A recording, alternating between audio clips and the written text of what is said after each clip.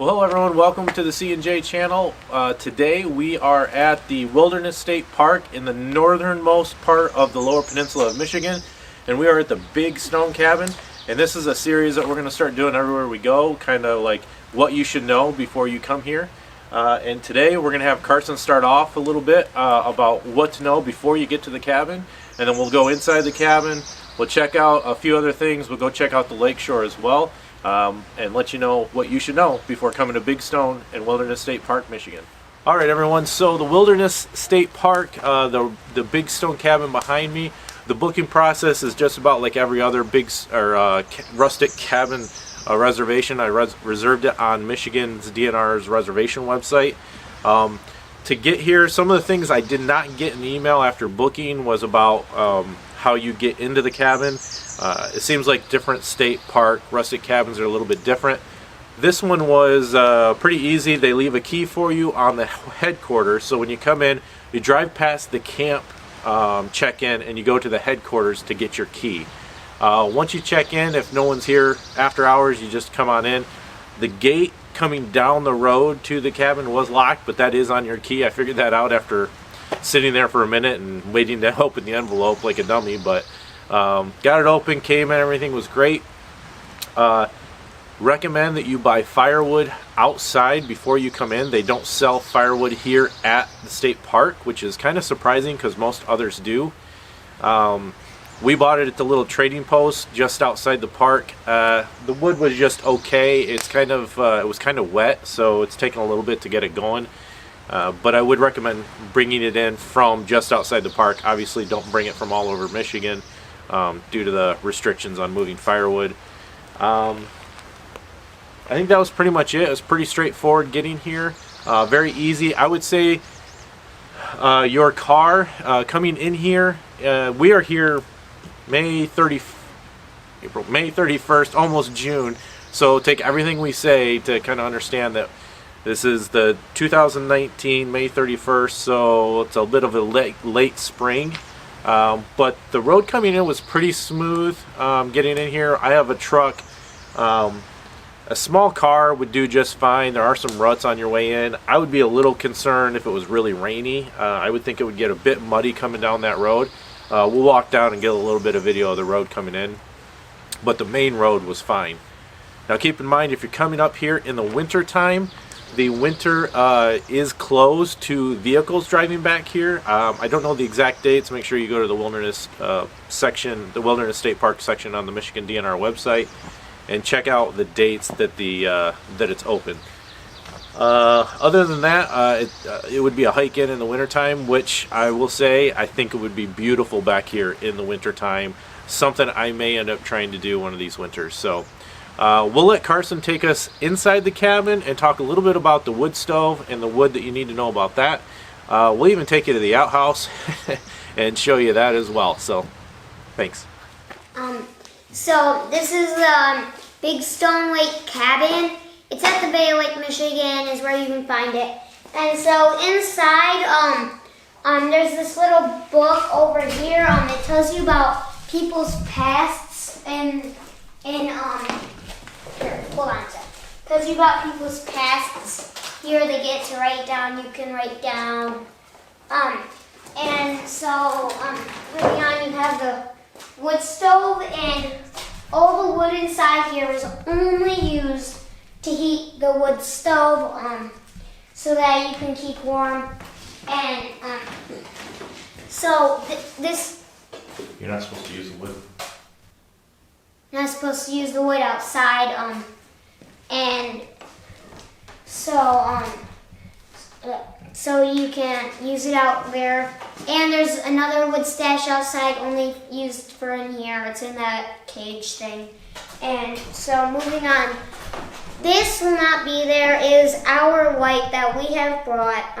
Some people like to leave random stuff here, like that axe and the flashlight, and it's nice of them, but you gotta leave it here. Otherwise, that would be stealing, I think. And a trick we saw in the thing is to stack one cushion from the top bunk onto your top onto your bottom bunk, because people literally say they sleep like rocks. It is hard to sleep. I mean, it is not hard to sleep, but it's not that comfortable. So, should we move on to outside? So I'll add in there that this is pretty typical of the rustic cabins you see from the Michigan DNR. There are 4 bunks in here, so you could sleep 8 people. I would recommend that if you have an air mattress or a backpacking inflatable mattress that you use, to bring it. These are the hardest ones I've slept on. This is my 3rd or 4th cabin renting from the DNR, and these are the hardest mattresses.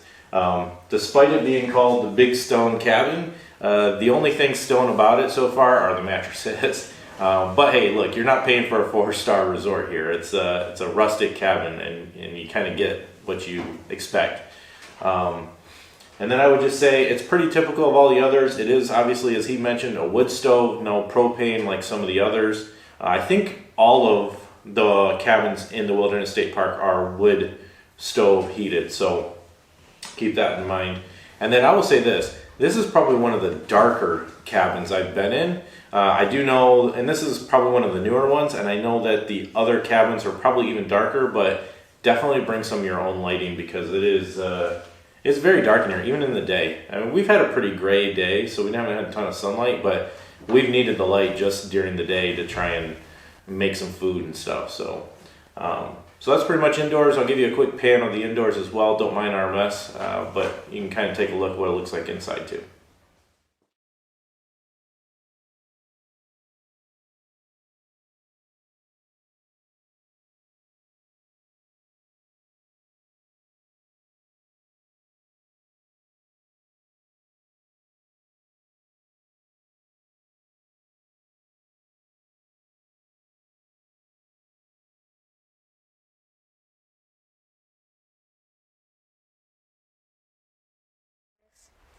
Okay, this is your water pump. It looks very old. I actually don't think it's that old. It still works. You gotta pump it all the way down and all the way up to get it to work. Gotta drop. Keep going. Looks very fresh water. And that's why I said it looks old, but is it?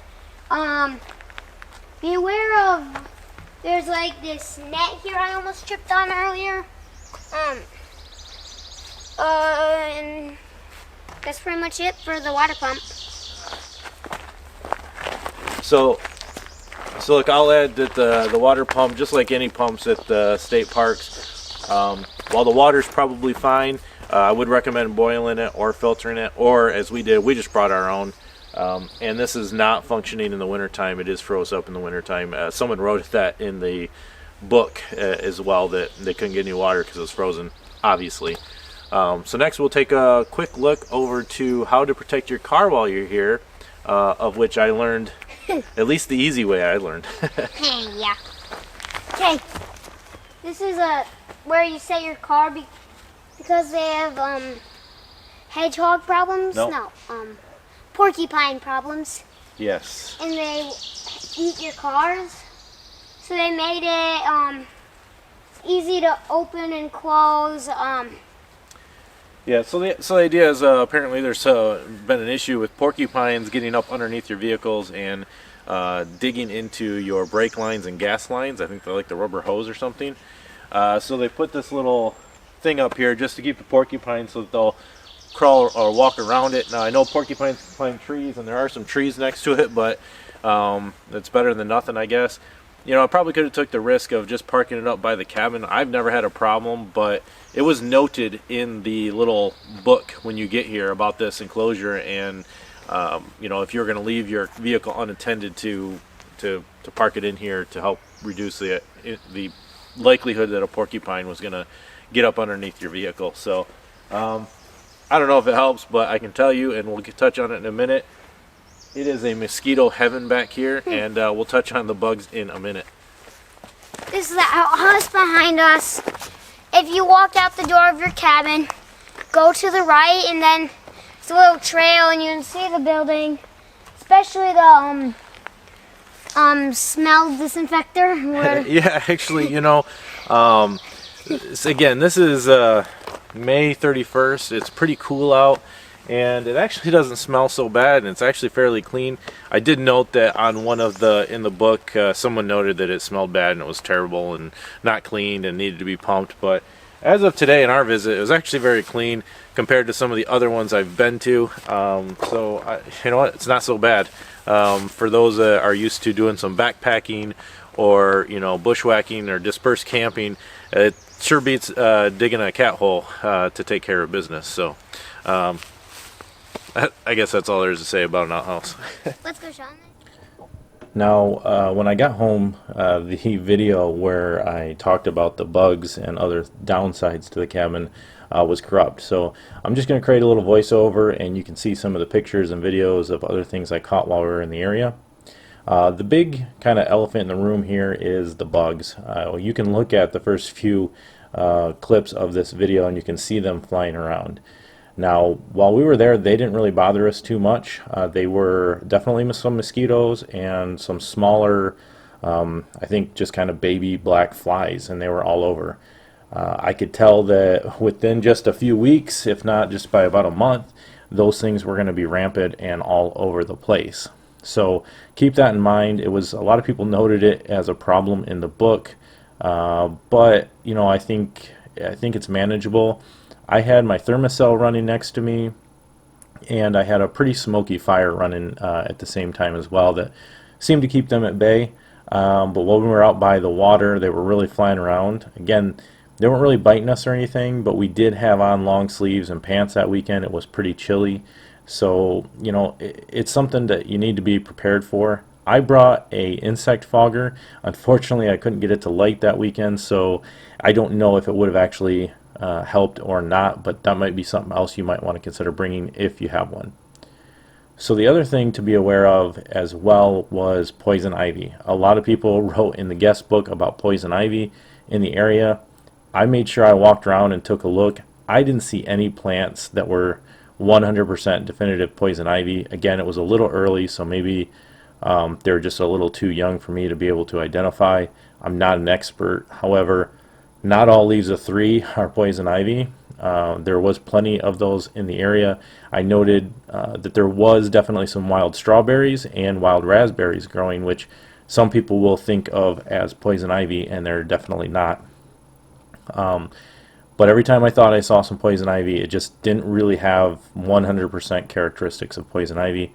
Obviously, we just steered clear of it, but keep in mind that you might want to let your children know or anyone else know that, you know, just to adhere to the leaves of 3, let it be standard. Although I hate that standard, because there's a lot of great plants like wild strawberries and raspberries that have leaves of 3. So I would make sure everyone's educated on that. Aside from that, that was really the only downsides. You know, like I said, the smoky fire kept things at bay, and we really enjoyed our time. Just beware, in the middle of summer, both poison ivy, insects, and the flies may be an issue. Definitely a place I'm going to be looking to come back to in the fall. I'm sure it's already booked up through the fall, but if you get an open weekend, it'll be absolutely beautiful up there. So, alright, so I'll let you get back to the regular video now and show you the rest of what the cabin has to offer. Alright, one of the coolest things about the Big Stone Cabin at the Wilderness State Park is the fact that you are just, I don't know, maybe 100 feet from the lake shore through a nice little path. Lake Michigan is right out. I'll try and get a pan of it. I don't have the best lens for the camera, but awesome view of the Mackinac Bridge in the distance. You can see the Upper Peninsula, and then behind the camera is just open water. There was one ship that came through earlier this morning. Yeah. Is it still down? Oh yeah, it's still down there. Very slow moving ships, by the way. We're at the first cabin, and there's 3 more cabins along this side, and then there's another cabin kind of in the bay, or the harbor on the other side. This is awesome. The water is super clear. It's super cold. Again, May 31st. I don't know, I think Carson and I, and maybe Colin, might do a little polar plunge just to kind of kick off our summer. If we do, we'll video it for you. But guys, this is awesome. and for parents that are bringing their kids out here, you know, my concern was the kids are staring at the rocks and they're wandering down the lake shore and they're not paying attention to how far they've gone. But I can tell you that not too much further in either direction, the wood kind of comes out and prevents them from walking too far. I mean, they could go around it, but it's not too bad. It's kind of a nice little natural barrier for them to stop at. But this is what you come to this cabin for. There's plenty of woods and exploring and hiking, which we're not probably going to be able to do on this trip. But this is it right here. This is why you come. It is a state park, so all fires are required or supposed to be in a designated fire pit. However, I can tell you that there are little spots along the lake shore here where other people have had fires. I'm not condoning it. I'm just saying this would be a very cool spot to sit out here, have a nice cold beer or a bottle of wine with your wife or spouse, and really enjoy the sunset and everything else. So again, guys, I don't know what else to say. This is just awesome. I'll do a pan shot, but I can tell you, no matter what I show on the camera, it's not going to justify what you see with your own eyes. You got to get up here and check it out.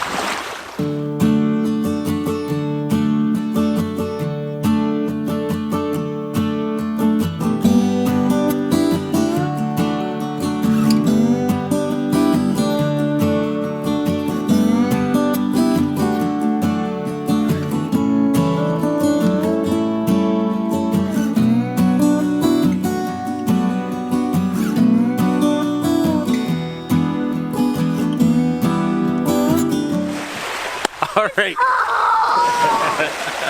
Alright, we're gonna do a little Wilderness State Park, Michigan, May 31st. A little polar plunge to kick our summer off. We are gonna get in. What's the rule?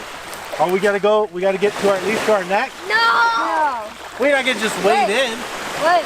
To your shit! No, we gotta get, even if you just sit down, you gotta get to your chest. Let's get to your chest. So we're gonna get in. And we're basically going to jump out and run into the cabin and warm them up. We got our towels right here. I'm not looking forward to this at all. Are you ready, guys? Hold on, let me take my shoes off. My towel. Oh, this makes your feet ready. What's that? This makes your feet ready. Oh my gosh, this is dumb.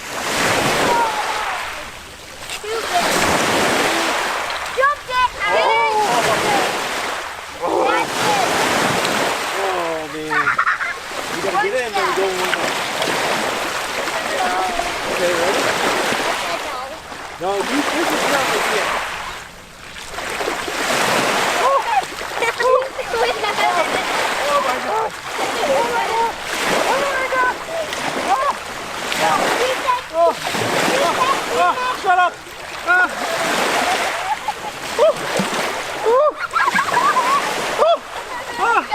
Oh my god! Get down, hurry, I'm going in the cabin. Don't chicken out on me. Don't chicken out.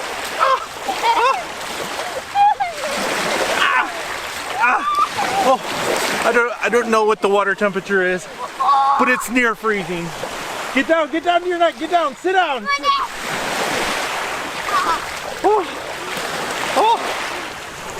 Oh, there you go, Kyle, let's go. Come on, let's go. Oh my gosh. All right, we got to go warm up. Goodbye.